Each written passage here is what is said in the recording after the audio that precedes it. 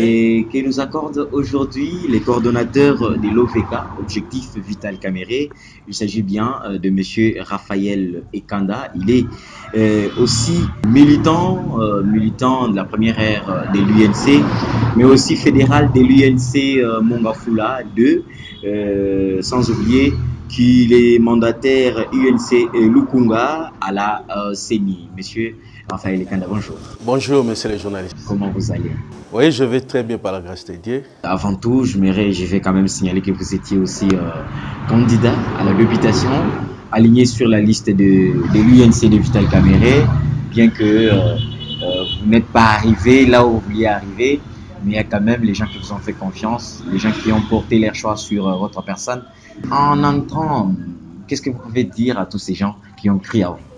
Merci, monsieur le journaliste. Ce que je peux dire, d'abord, je tiens à remercier le parti INC qui avait fait confiance à ma modeste personne pour m'aligner comme candidat député provincial à Mongafula. Une liste où il y avait une dizaine de personnes, mais le choix a été porté sur moi. Donc, pour cette raison, je dois premièrement remercier les partis et des deux, les électeurs qui m'ont voté massivement à Mongafula.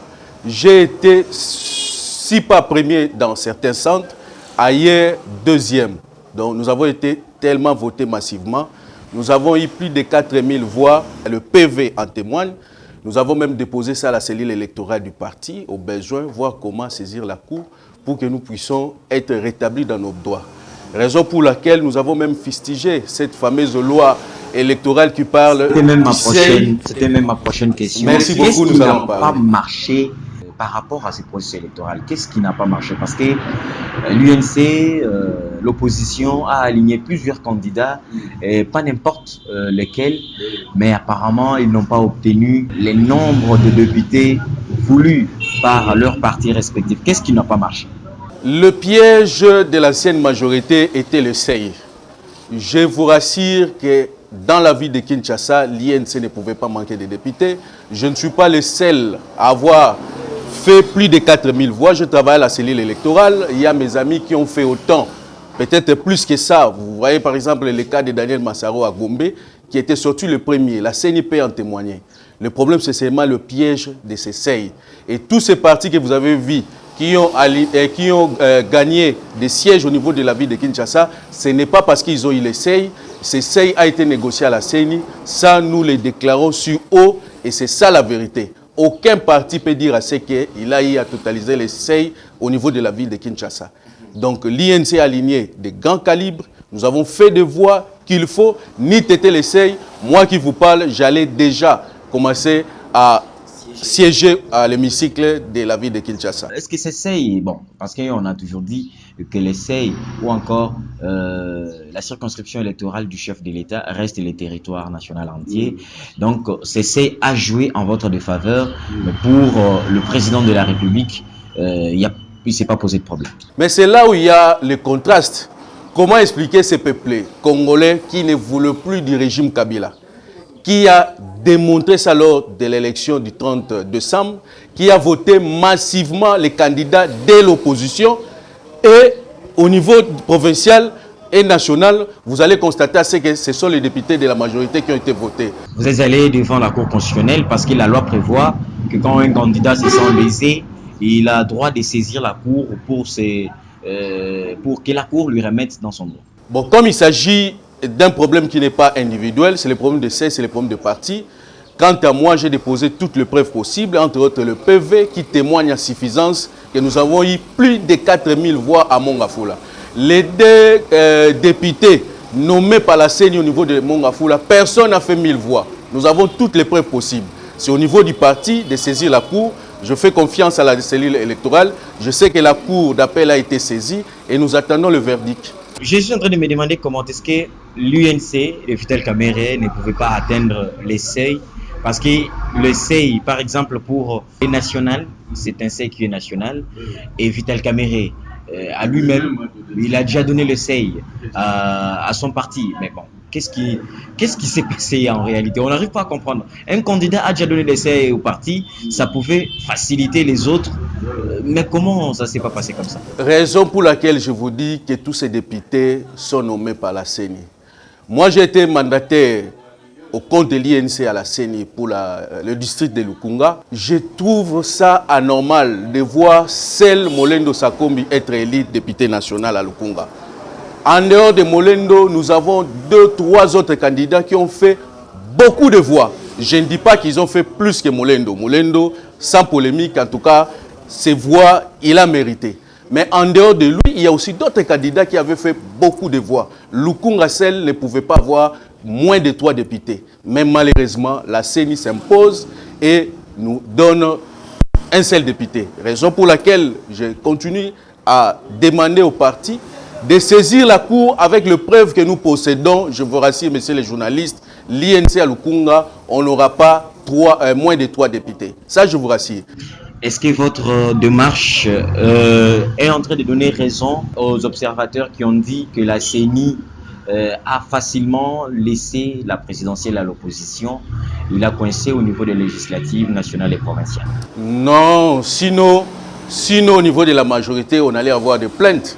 Vous êtes là, vous êtes Congolais, vous journalistes, vous avez été dans des centres, vous avez vu comment les candidats de l'opposition étaient votés massivement. Moi, j'ai eu la chance de travailler à la cellule électorale. Quand nous avons eu les données de Kasaï, de Sud Kivu, du Congo central, de gauche à droite, je vous dis, le nombre de voix reçues par Félix, ça reflète la vérité et la justice des urnes. Donc de ce côté-là, il n'y a pas match.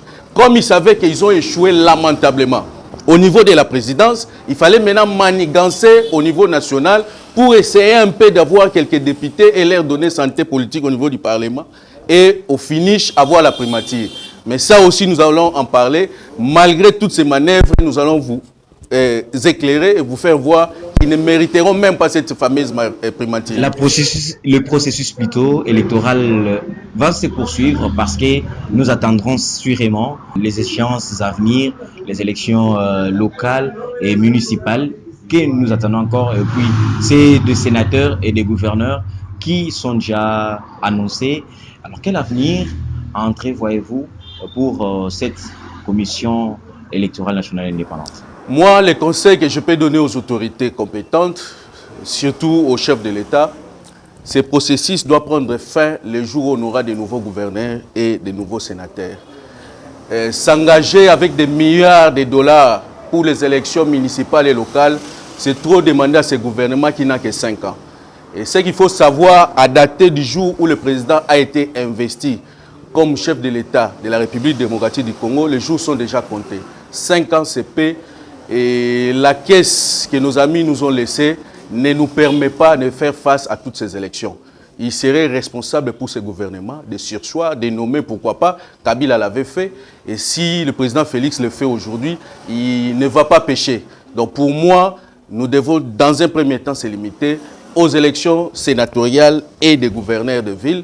Et quant au reste, le président a cette latitude, cette compétence, n'est-ce pas, de nommer tous ces bourgmestres-là. Voilà, nous allons prendre quelques questions d'actualité.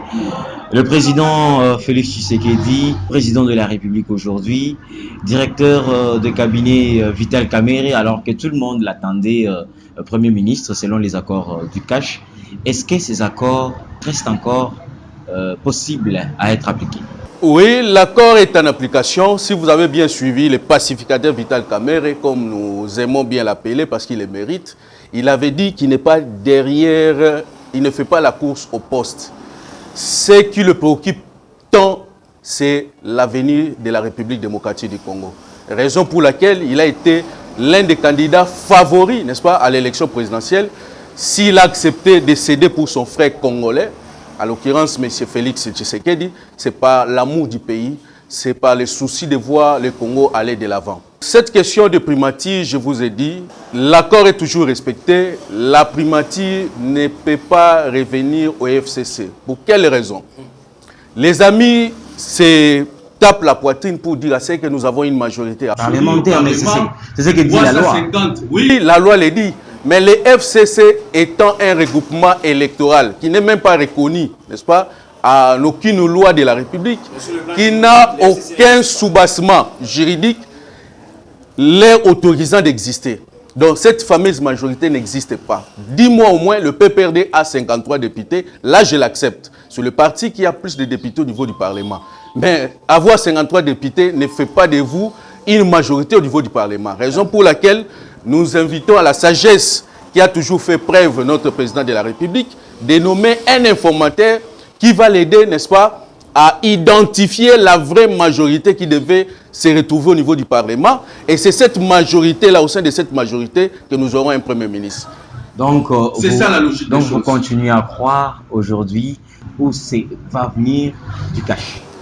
C'est pas ce que j'ai dit. Le Premier ministre devra venir de la majorité, n'est-ce pas, qui sera trouvée au sein de la du Parlement. Ça peut être cash, pourquoi pas, c'est ça notre souhait. Ça pouvait être aussi une autre famille politique. En tout cas, avec toute élégance politique, nous allons accepter à une seule condition, que nous suivons ce que dit la loi, ce que dit la Constitution. Dans son discours, le président de la République a aussi martelé sur la réconciliation, sur l'unité du peuple congolais.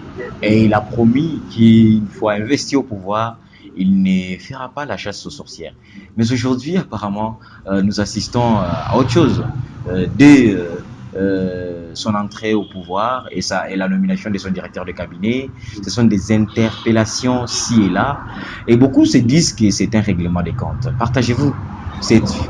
Non, non, non, ça c'est de l'amalgame. Pourquoi? Parce que d'abord, le mot interpellation, ce n'est pas ça. C'est un travail de routine. Le président vient d'être élu, installé. Il doit néanmoins s'appréhender de la situation économique du pays, sécuritaire voire même. Raison pour laquelle il avait même tenu une réunion avec les hauts responsables de l'armée, de la police et certains ministres. Et ce que le directeur de cabinet avait fait, il a invité et non interpellé, il a invité le ministre qui ont la responsabilité sur la chaîne des dépenses de la République démocratique du Congo. Entre autres, le ministre du Budget, celui des Finances et les gouverneurs de la Banque centrale. C'est juste pour ces derniers de s'informer de la situation économique de notre pays.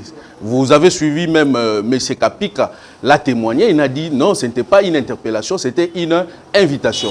M. Vital Kamerhe, c'est un homme d'État, c'est quelqu'un qui n'a pas de rancune. Vous avez connu comment les gens l'avaient insulté, les qualifiant de tout sauf rien, mais les mêmes personnes aujourd'hui les sollicitent pour travailler avec lui. Et vous serez surpris, les gens qu'on qualifiait d'ennemis hier, aujourd'hui vont travailler avec le président parce que je les connais, c'est vraiment un homme d'État, il travaille sans rancune, il n'est pas comme les autres. En tant que journaliste, je vous inviterai de ne pas se lancer dans le rumeur. Oh non, il a interpellé, il a sanctionné. Il y a beaucoup de choses qui se passent dans les réseaux sociaux. Ne vous fiez pas dans ça. Lui, il est un homme d'État, il n'est pas dans les sentiments. On n'est pas en train de se fier, sinon on ne serait pas venu vers vous pour avoir des éclaircissements. Vous avez bien fait. Nous avons les dimanches passés, il s'est passé ce qui s'est passé à Lubumbashi avec les étudiants et la police. On a vu l'autorité policière qui avait ordonné à ce que qu'il y ait des tirs, être arrêtés et transférés devant les cours et tribunaux pour surtout que les droits soient dits. Et immédiatement, le ministre de l'enseignement supérieur, Steve Mikaï aussi, a été interpellé pour que les responsabilités soient établies. Cela est une vérité. Oui, ces cas particuliers, c'est tout à fait normal. Les chefs de l'État, dans sa lutte politique, a toujours prôné l'état des droits. Et aujourd'hui, il est au pouvoir. C'est le moment pour lui, n'est-ce pas, de mettre cet état de droit-là en application. Comment un officier militaire, c'est ce qui se faisait avant notre avènement au pouvoir, où un général se réveille d'un bon matin, qui donne l'autre tuer là-bas, tuer les cas de Rossi et consorts. Et nous, on ne pouvait pas faire la même chose. Nous, on est venus pour les changements. Et nous avons constaté, d'après les informations récits aux autorités compétentes au niveau de Lubumbashi, et on témoignait à ce que c'est l'officier qui avait intimé l'ordre aux policiers de tirer. La première des choses, c'est quoi? Ce n'est pas d'arrêter. Le monsieur a été interpellé, confié à la justice militaire pour qu'il soit jugé. Et à la fin, lorsque sa culpabilité sera prouvée, on va les condamner. C'est tout à fait normal. La réaction de M. Steve Mikaï, c'est un politique, c'est tout à fait normal. Mais nous avons des preuves, nous avons des témoignages. Aujourd'hui, on nous parle de l'ISTA. Ce n'est plus seulement l'université de Lubumbashi. Il y a d'autres universités qui déplorent ces hausses de prix de frais académiques. S'il estime à ce que ce n'est pas lui qui avait demandé au DG de hausser les prix, ça c'est grave encore parce que c'est lui le ministre des tutelles. Comment les DG, surtout pendant ces moments de passation de pouvoir, c'est une période cruciale, c'est une période de fête que le Congo n'a jamais connue. Et vous allez prendre de telles mesures. Raison pour laquelle il doit être interpellé. Ça, cette fois-ci, le mot tient debout. Parce qu'il doit nous justifier quelle a été la nécessité pour vous d'augmenter les frais académiques. Voilà. C'est tout à fait normal. Félix Tshisekedi, aujourd'hui, un grand défi à relever. Dans quel état il a trouvé la République démocratique du Congo? Je vous dis, messieurs les journalistes, vous-même, vous vous êtes déplacés des pigeons jusqu'ici. Vous avez vu comment l'état de nos routes se trouve aujourd'hui. Vous avez vu comment, en face de notre bureau, comment les gens vivent dans la misère. Vous avez vu comment les étudiants, leurs parents sont incapables de payer les frais académiques. Vous avez vu dans tous les secteurs, aujourd'hui pour avoir des soins de santé dignes de son nom, ça demande beaucoup de l'argent, c'est de l'X. Donc le pays étant très malade sur tout le plan, en tout cas je me demande si M. Félix pourra avoir combien de têtes pour relever ces défis. Mais ce que nous pouvons lui demander, qu'il compte sur nous, avec nos prières, avec toutes les potentialités possibles que nous avons. Nous sommes encore jeunes, nous avons tous les atouts nécessaires pour l'accompagner, l'aider, afin que ces défis soient relevés. Sinon, le Congo est vraiment malade. Quelle peut être la priorité pour le nouveau président de la République? Enfin, qu'au moins dans les 100 premiers jours de son action gouvernementale, qu'on sente un changement, qu'on sente effectivement les Congo aller vers le développement. Je ne saurais pas contredire ce que demande le peuple aujourd'hui. Je suis de temps en temps, régulièrement, n'est-ce pas, votre chaîne de télévision. Le peuple demande au nouveau président de penser à l'ère sociale. C'est le social. Mais comme vous parlez de 100 jours, en tout cas, dans 100 jours, il sera difficile à un chef d'État, à peine d'être élu, n'est-ce pas, de relever ces défis. Mais ce que je peux lui demander, il doit prendre des mesures fortes, des mesures exemplaires, parce que les milliards de dollars, d'après M. Luzolo Bambi, c'est entre les mains de certains politiciens qui ont eu à gérer ces pays pendant 18 ans. Ces mesures fortes doivent passer par les mesures fortes, c'est-à-dire il faudrait interpeller tous ces coulous en cravate qui ont de l'argent dans leurs poches, dans leurs comptes. Il y a des preuves qui existent. Luzolo Bambi a toutes les preuves possibles. Que ces gens-là soient interpellés, qu'ils retournent l'argent de la République. Alors que le président le président de la République a dit pardonner. Alors comment vous lui demandez encore aujourd'hui? Le président de la République a dit pardonner, pardonner qui respecte les lois de la République. Pas pardonner allant dans le sens de mettre en cause l'état de droit que nous avons tous prôné. C'est-à-dire, c'est l'argent de la République, cet argent doit être retourné. C'est l'une des grandes mesures que le chef de l'État doit prendre. S'il le prend, je vous dis, les Congolais vont fêter. Parce que les Congolais ont besoin de leur argent qui se retrouve dans la poche des coulous en cravate qui sont encore là. Je salue d'ailleurs la mesure qui a demandé à ce que tout soit suspendu. Tout soit suspendu. C'est une bonne chose. Sur nous, les gens allaient répéter les mauvaises pratiques de 2006-2011 pendant cette période, n'est-ce pas, de changement. Les gens en profitent pour mettre l'argent dans la poche et piller. En tout cas, c'est un acte salutaire. J'estime que c'est une bonne chose et qu'il doit aller de l'avant. Nous allons les soutenir. Est-ce que vous croyez vraiment que le nouveau président de la République, à l'état où il trouve la République démocratique du Congo, il saura relever les défis? En tout cas, je fais confiance à lui. Il est bien entouré. Quand vous voyez le président Félix, un homme rempli de moralité, vous voyez encore le président Vital Kamerhe comme son directeur de cabinet, un chevronné politique, qui a une grande expérience, qui a la maîtrise sur la gestion de la chose de l'État, de la République. Je pense qu'à 60%, le défi sera relevé. Et je demanderai au peuple, bon, peut-être je vais vite en besogne, que 5 années ne suffiront pas. Si du moins on pouvait encore le donner 10 ans, et je pense que dans 10 ans, le Congo sera l'un des pays émergents du monde. L'instauration de l'état des droits, le social du peuple congolais et puis lutter contre la pauvreté, c'était les phrases fortes pendant la campagne électorale dans les discours du président de la République et son directeur de cabinet, Vital Kamerhe. Aujourd'hui, pas dans l'opposition, aujourd'hui au pouvoir, mais il y a quand même une certaine opposition qui est en train de se créer et cette opposition s'appelle aujourd'hui la Mouka. Ils viennent déjà d'appeler au premier meeting à la place Sainte-Thérèse en Djili. Et l'état des droits que l'UDPS, que le président Félix Tshisekedi aille à prôner, voudrait bien que la liberté d'expression soit garantie. Est-ce que ce meeting ne sera pas étouffé? Avoir une majorité de l'autre côté et l'opposition, c'est ça la beauté de la démocratie. Nous qui avons lutté dans l'opposition pendant 10 ans, à côté du président Vital Kamerhe, aujourd'hui, on ne peut pas jalouser ou faire la même chose que la majorité d'antan faisait, n'est-ce pas, à l'opposition. Nous ne pouvons qu'encourager les amis, mais qu'ils le fassent pour l'amour qu'ils doivent avoir pour leur pays.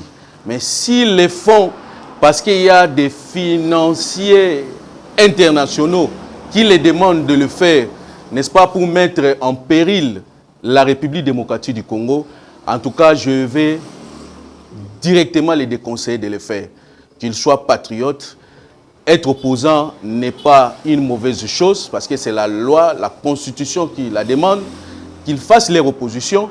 En tout cas, les gouvernements que moi je soutiens, je pense qu'il va leur laisser, n'est-ce pas, le temps de faire leur opposition sans problème. Si réellement ils le font pour l'intérêt de la République. Mais si c'est pour satisfaire certains intérêts égoïstes, en tout cas, nous sommes encore jeunes, nous avons toute l'énergie possible pour leur barrer la route. Alors pourquoi ces camps n'a pas accepté ou n'accepte pas cette main tendue du président de la République parce qu'il a dit qu'il reste ouvert et il est prêt à travailler avec tout le monde pour l'avancement de la République démocratique du Congo. Qu'est-ce qui ne marche pas entre ces deux camps? Oui, dans ces deux camps, peut-être vous n'avez pas les formations. Dans ces camps, il y a aussi des patriotes comme nous. La Mouka est divisée aujourd'hui. Il y a des sons de cloche. Il y a ceux-là qui se disent prêts à travailler avec Félix. Vous avez suivi l'honorable Christian Mwando. Vous avez suivi le patriarche Kyungu. Vous avez Claudel Loubaya. Vous avez Délice Sanga. Vous avez récemment, je venais de suivre Jean-Bertrand Ewanga. La liste étant longue, je ne saurais pas énumérer tous les noms. Je ne sais pas de quel la Mouka faites-vous allusion. La Mouka, la personne de Fayoulou, je ne crois pas, qui a lui seul fait faire la Mouka. Donc, s'il s'entête et qu'il préfère faire l'opposition, je l'ai dit, ce n'est pas une mauvaise chose. L'opposition, la majorité, société civile font partie de la beauté de la démocratie d'un pays. Si les uns préfèrent répondre à cette main tendue de Félix, en tout cas, c'est un bon acte. Ils sont les bienvenus. Ceux qui vont rester, ne les traitons pas de démons. C'est aussi une bonne chose qui reste parce que sans l'opposition, vous voyez ce que ça va faire. Comment se porte aujourd'hui l'objectif Vital Kamerhe? Quelle est la santé de cette structure? En tout cas, l'objectif Vital Kamerhe se porte très bien. La lutte continue parce que notre objectif, c'était de voir le pacificateur, le Google de la politique congolaise, assumer les responsabilités au niveau, qu'est-ce que je dis, d'être élu président de la République. C'était ça notre lutte, notre combat. Tant qu'il n'est pas encore élu président de la République, OVK existera toujours. Mais nous ne regrettons pas du fait qu'il se retrouve là où il est.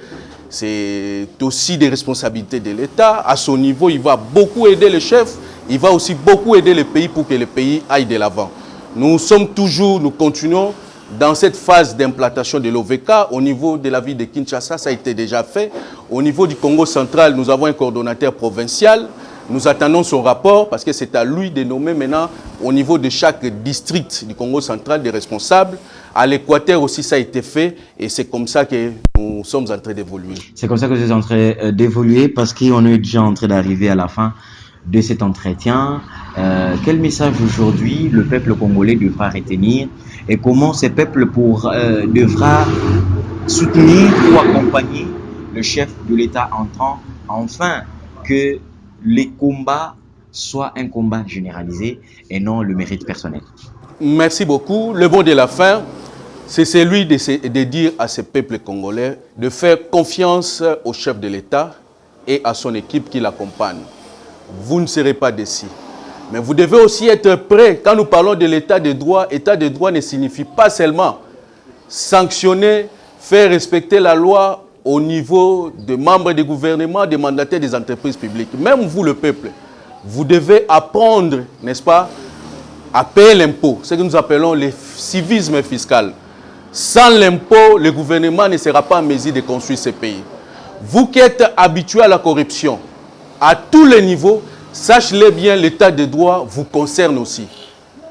Ne vous fiez pas aux rumeurs, faites confiance à votre gouvernement, faites ce que le gouvernement va vous demander et vous allez voir que ce pays sera construit, car nous avons toutes les potentialités nécessaires pour que ce pays soit développé. Mais malheureusement, nous avons perdu du temps inutilement en confiant 18 années aux gens, je ne dirais pas irresponsables, mais les gens peu souciés, n'est-ce pas, du social des Congolais, raison pour laquelle nous nous retrouvons au stade auquel nous nous retrouvons aujourd'hui.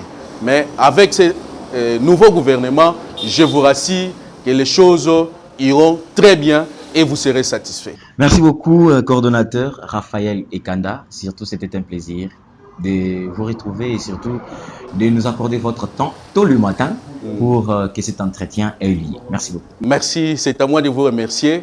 Nous sommes là pour vous. À chaque fois que vous voulez nous joindre, nous sommes permanents et puis nous allons vous recevoir. Merci beaucoup. Merci. Mesdames et messieurs, à vous aussi, merci surtout de l'attention soutenue. Merci de nous avoir fait confiance et de continuer à nous faire confiance. Le prochain entretien, c'est très bientôt avec notre invité. D'ici là, restez branchés sur les programmes du Canal Futur Télévision, la chaîne de la base. Au revoir. Merci.